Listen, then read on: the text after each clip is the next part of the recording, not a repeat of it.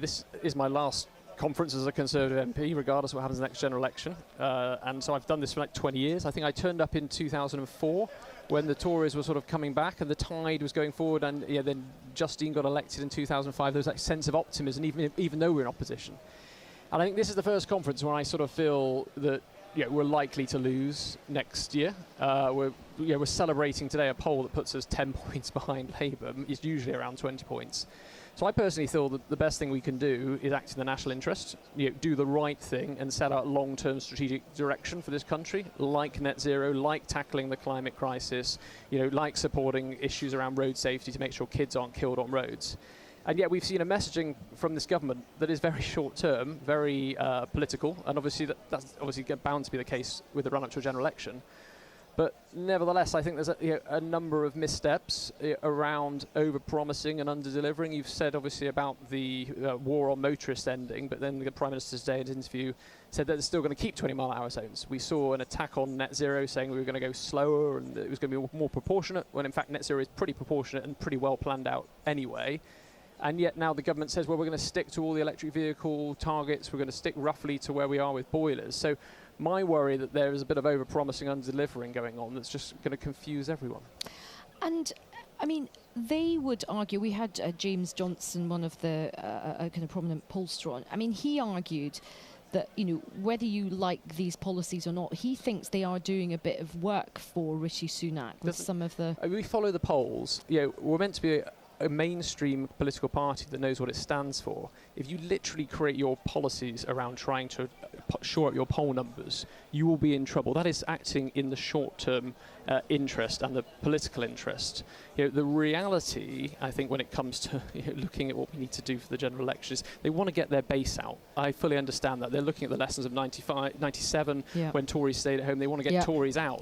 But fundamentally, what they're doing is saying what they're against and not what they're for.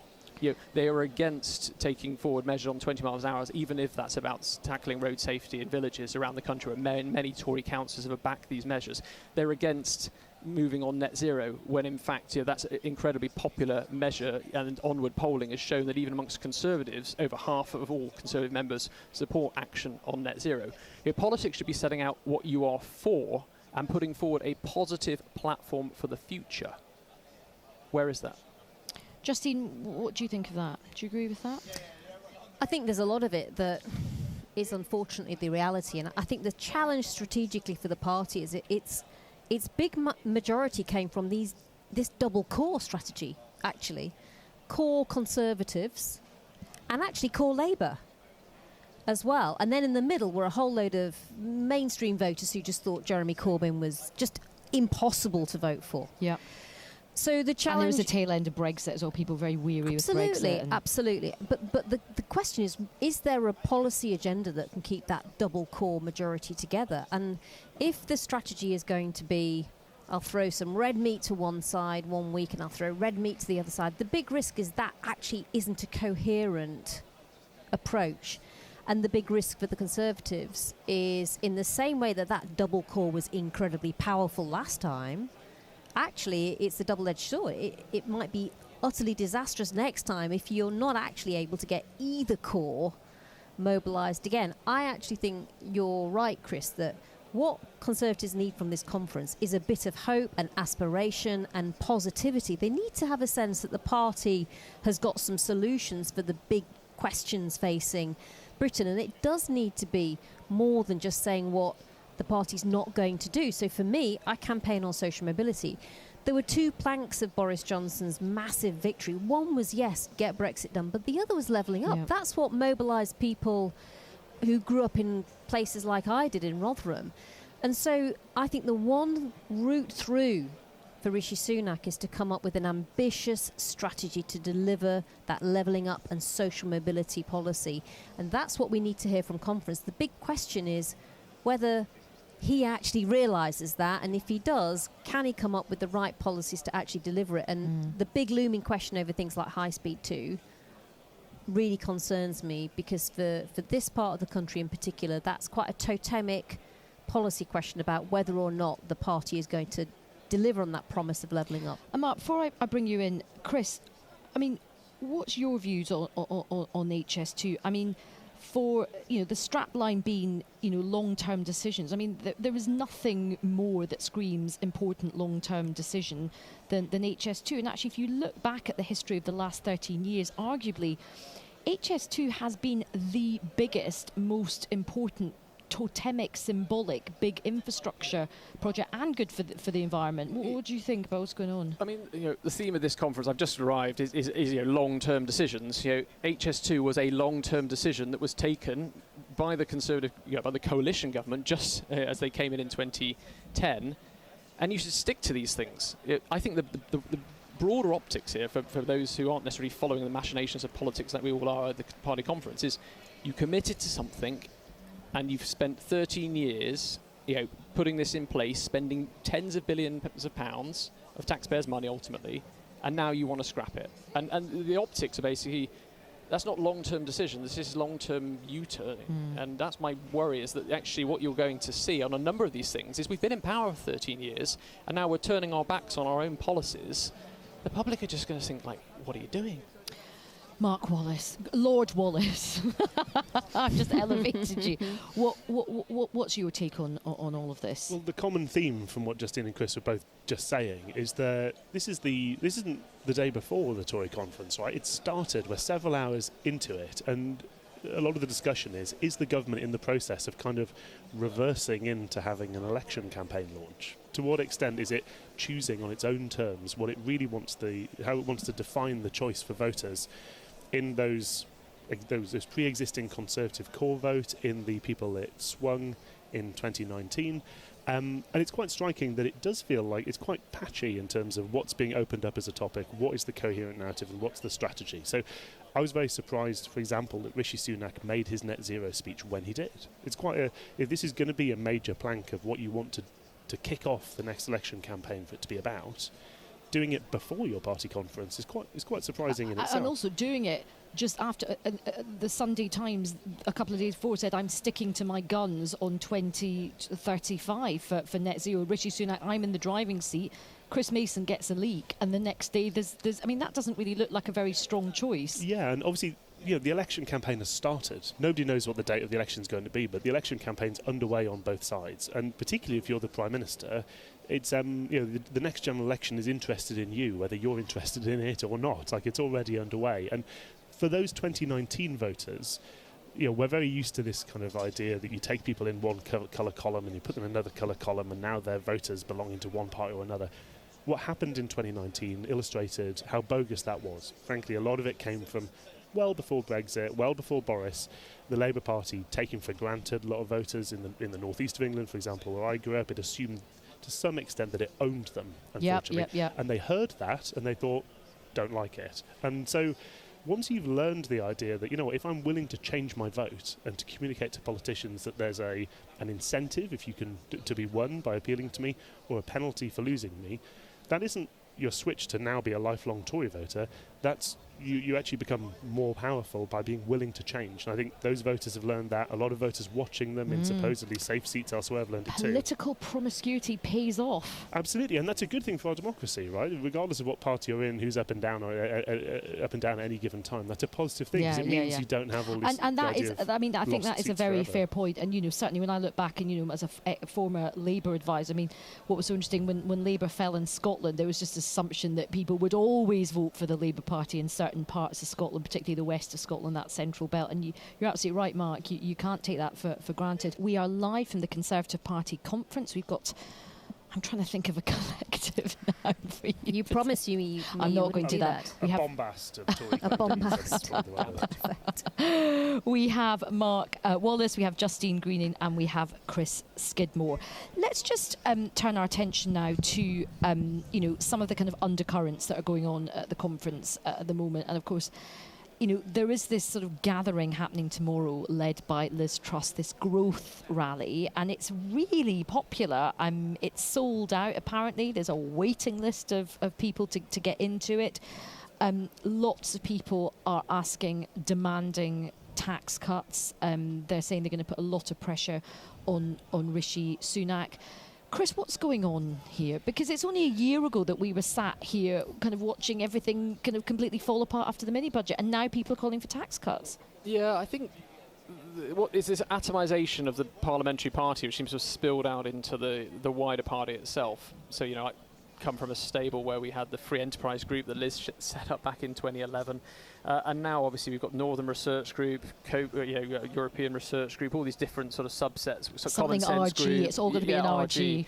And now it seems that people identify as conservatives, but they want to pick their specific area of conservatism and focus their attention on that. You know, I'm an environmental conservativist. I believe in the primary function of conservatism is to conserve the planet.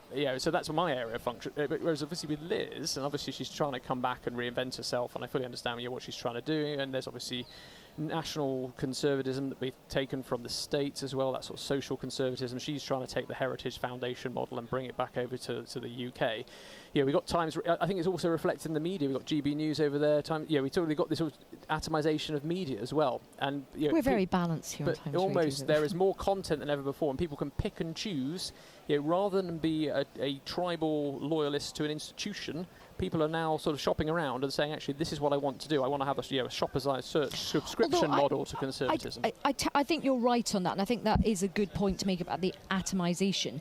But the clamour and the desire for cuts, for income tax cuts and tax cuts, that's quite a universal theme in the Conservative Party, Mark. Well, the Conservative Party, as the Prime Minister himself would say, is a low-tax party. It believes in a low-tax economy, but as we see, we are... I think the Institute for Fiscal Studies described the UK the other day as becoming structurally a high-tax economy, and you're seeing the expectation that the tax rate, the overall tax take, will rise further. One of the things I think is really interesting is, obviously, we know that the huge catastrophe that the Truss government got into a year ago as part of their economic, directly because of their economic policy. Part of the element that I think has been under-discussed about that is obviously the unfunded or unaccounted for tax cuts was a huge part of the problem, but it was also a market verdict that the UK is extremely close to the upper limit of what the markets believe and the money markets believe the UK can afford to be spending, can indeed afford to be borrowing in particular, because it was a borrowing panic in part, right? Because the assumption was, I spent all that conference going around to people saying, I don't understand why they're telling us these bits now, and they're saying in 65 days you'll get the supply side, you'll get the regulatory change, you'll get whatever happens on spending. So the problem is, I think you're seeing a lot of this atomization take hold because people aren't hearing from the top exactly what, as Chris was saying, the pro cases for the government, or indeed a huge amount of the coherent anti-case. They want to hear what the actual message is going to be. And it feels to me like Downing Street is searching essentially to try and redo 2019 in the shape of defining itself as a change campaign. Now, change when you're the incumbent is hard. When you're Boris, it might be doable. In this case, much harder. I mean, the change message, Justine, is really interesting because you've got Rishi Sunak really come out. I mean, I thought his body language was very punchy today on Laura Coombs, but kind of sort of slightly a different kind of side to him. I still think Scrappy Doo, that's probably not the kind of the right sort of thing, but definitely more sort of punchy. But he's essentially saying to the public, look, I'm the change. But in saying that, is he not completely kind of dissing every single Conservative Prime Minister that has gone before him? Is that not the one of the things when I worked for Ed Miliband, people really criticised Ed Miliband when he was leader for distancing himself from Tony Blair and everything that the Labour government has done. Isn't there a danger Rishi Sunak's going to do that, saying, listen, forget all HS2, nothing to do with me, net zero is actually seen as a great success story for nothing to do with me, I'm moving away from all of this stuff. Isn't that basically saying we've been a terrible government for the last 13 years? I think it's very hard after 13 years to sort of try and dismiss all those policies. Plus also the fact that it's a government that won. Yeah. Won elections and therefore, I mean, changing having from sat on that the other is to side lose. watching you guys win elections, well, literally. I was on the other side, of the chamber to Ed Miliband, and tax cuts and all of that today. What Britain needs is a tax strategy, and what investors need is certainty around the investment climate. What households need is certainty. And I think it's extremely hard for the party to continue to be externally debating with itself, because if it looks like it doesn't know what good looks like, and if it's led by a prime minister who's saying, well, actually, I know we stood for all of this, but I don't think that's right now, I'm going to change, then it's just really confusing for the public. And I just think there's a real underlying challenge there, and it's almost like it's too clever. Basically, what people want to know is where Rishi Sunak wants to take Britain. I think they do, as Laura challenged him today, want to see the government delivering on the manifesto they voted for. So I think there's a genuine uncomfortableness about somebody who happens to end up being prime minister just doing their own thing with no mandate. I think that's quite hard. Mark? It was really interesting. I went to see Ed Miliband do a Q&A discussion on the day of Rishi's net zero speech, and a couple of days after I was chatting to a senior Downing Street advisor, and I said, well, Ed's response was to say, I agreed with the Prime Minister's policy from last week. I agreed with what the government thought was its policy 2 days ago. Obviously having a bit of fun with him. And then also to pick up, here's all the things that Rishi did when he was Chancellor. And the Downing Street advisor's response was, good, that's great. They want to be continuity for where it was before, and we want to be changed, so that's fine. And but the question is, you have a gap to fill there. You want to change to what? Because if voters think they want change, but they mean a change of who's in government, then you don't have a say in that. I mean, it's quite interesting, isn't it? Because it does feel, what you've said about Rishi Sunak, I mean, many on the other side say the same about Keir Starmer at the moment. Like, they're sort of saying that they want change, but what is the change is going to be? The difference is Labour is a party that's been losing. So it makes sense to people for a leader to come in and say, right, I need to shake things up here. And I think most people and the election result told you that a Jeremy Corbyn-led Labour Party was unelectable. So that all makes sense. Yeah. What is just genuinely harder, I think, for people to get a sense of is somebody who's leading a party that's won a number of elections, been successful, apparently done such a good job on net zero that we've actually become the leader on it, and we're ahead of where we apparently need to be. I think it just gets very hard for people to understand why there's a change message on that. And just very quick, we will have to wrap it very quickly, but Chris, I just want to end this question to you. I mean, just looking at the way tax cuts is really becoming like the kind of dominant issue amongst a lot of activists and some of your more punchy backbenchers. Is there a danger that you guys are going to go the direction that the sort of Labour Party did after losing elections under Jeremy Corbyn, where the party went, we want spend, but you guys are going to go, we want cuts, we want cutting tax. Are you going to see a Corbynisation of the Conservative Party if you lose the next election? Yeah, I mean, I think obviously there are a number of leadership candidates who've got their own sort of parties and trying to sort of find the platform they want to display their own sort of future leadership credentials. If this is a race to the bottom, where it doesn't make any sense to somehow flout a tax cut that's going to defund the NHS. Sort of looking to cut public services. That's not what the voters are. It never has been, never will be. People, yes, they want greater efficiency, but let's be clear, as Mark said, and I saw Jake Berry's letter, trying to get everyone to campaign to basically not have any tax cuts, put Jeremy Hunt on the spot ahead of the autumn statement. Oh, yes, and we have had to spend money on COVID. Let's be clear here. That was a record amount post-war that was ever spent by the state. It was over £300 billion alone on the pandemic, and that's got to be paid back. So the key part of conservatism is also fiscal conservatism and making sure you had sound money. I mean, people want to talk about Thatcher. That was her guiding principle, and she was quite in favour of spending money on public services. It wasn't all about slash and burn, and so I am worried, we go into opposition, that people will look to go to the lowest common denominator, and that shouldn't be, the lowest form of taxation. But, that's likely where we're going to end up being. Well, look, what a fascinating discussion. My huge thanks to Mark Wallace, Justine Greening and Chris Skidmore. That was so interesting.